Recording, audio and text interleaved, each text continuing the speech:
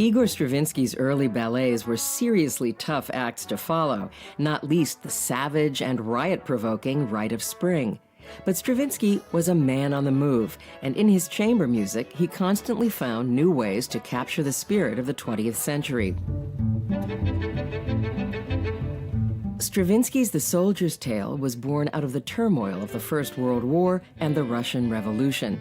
Taking refuge in Switzerland, the Russian composer teamed up with the Swiss writer C.F. Rameau on a traveling theater piece that would be cheap to produce and yield some income.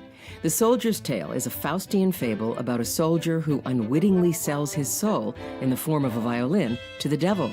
Inspired by early jazz recordings, Stravinsky scored the piece for a kind of modified jazz combo.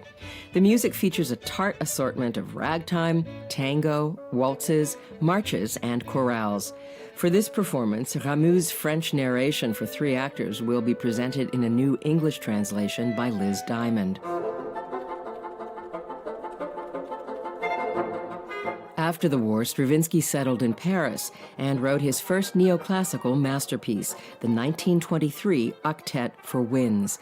The playful piece contains allusions to Bach, Haydn, and even a touch of jazz. Years later, Stravinsky claimed that he was inspired by a dream in which 8 instrumentalists played some very attractive music. He adds, "I awoke from this little concert in a state of great delight and anticipation, and the next morning began to compose the octet."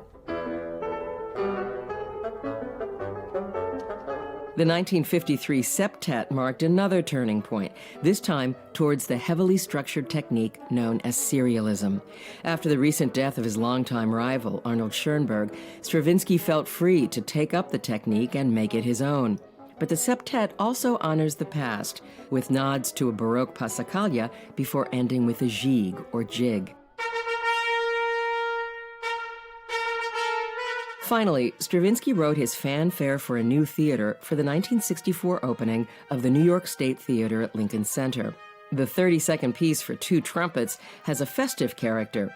Dedicated to choreographer George Balanchine and impresario Lincoln Kirstein, it's a late work by a composer who was endlessly evolving.